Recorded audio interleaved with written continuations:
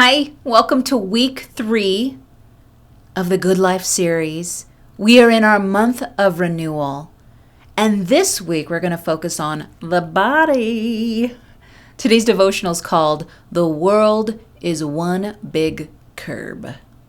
Do you not know that your bodies are temples of the Holy Spirit, who is in you, whom you have received from God? You are not your own. You were bought at a price. Therefore, honor God with your bodies. 1 Corinthians 6:19 through 20, New International Version. To this day, I don't know precisely what did me in, but I suspect it was the way I was beating my body up with stress and overexercise, trying to do more than it could handle day after day. Then in just one random moment, I picked up the mail, entered my apartment, and as I crossed the threshold, it was as if someone pulled a string in my lower back and I fell completely apart. I was in a deep denial as I laid motionless on the floor and refused to let my husband call an ambulance. Eventually, I had to pee and couldn't move. My stomach extended and ballooned as if it was 6 months pregnant. It caused my back to repetitively spasm, and that's when I told him to call an ambulance. And what is taking you so long? For weeks afterwards, I couldn't move, I couldn't sit, stand, or move my head without excruciating sharp pains radiating through my entire body. To just be without grimacing, I had to take drugs so strong I lost all of my short-term memory. Everyone around me suffered greatly as every 10 minutes I told them about that one time I found 5 $20 bills in the snow. "Yes, you've told me," they'd say graciously. And I'm like, really? When? Over time, I have to say they got less gracious and just ignored me like someone left the TV on in the background. My physical therapist loaned me a wheelchair because getting up and walking on my own was almost impossible. Eventually, bored of my close family and friends ignoring my awesome money in the snow story, I decided I needed to make myself useful and go back to work. It wasn't until I tried to get to work that I realized the power of curbs and their ability to completely shut me down. There were accessible places, but they were hard for me to get to, and it was like the world was just one big curb. All around me, people walked with ease, and they didn't even care. No one was praising the Lord about it, shouting with gratitude. What's wrong with these idiots? Can't you see you can walk and that it's a miracle? If our faith, our intimate relationship and dependence on God is the most important thing in our life, our health can't be close behind. Our body is the vehicle that transports our spirit to and fro. If we're chronically sick, if we exhaust easily, if we're bedbound, if we're laid up, if we don't have energy, then it's hard for us to implement God's vision for our life. We aren't motivated, creative, or inspired when we're so tired we can barely lift the coffee to our lips.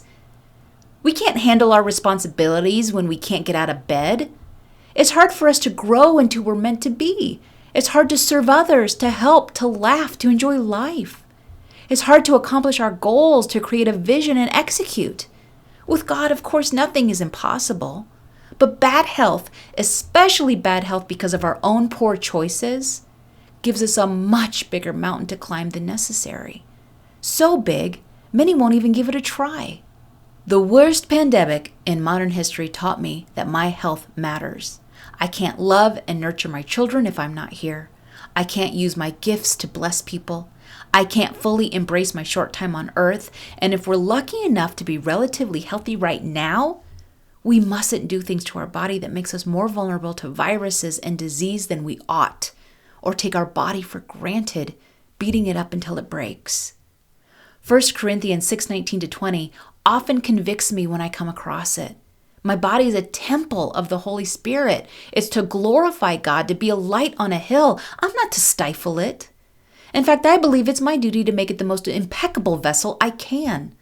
I'll get on my hands and knees and scrub the base of my toilet when someone I just met stops by for a visit, but then go on ahead and let the Holy Spirit live in a garbage dump? What I eat or don't eat matters. Allowing chronic stress to ravage it matters. Not sleeping well matters. Abusing it by overtraining or undertraining matters.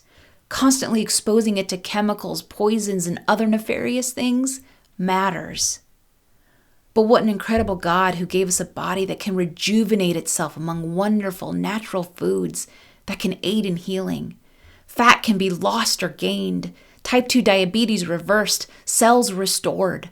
Our liver regenerates, intestines regenerate their lining, bones grow back, lungs repair after quitting smoking, and cuts that are bleeding profusely will scab, seal, and renew as if nothing even happened.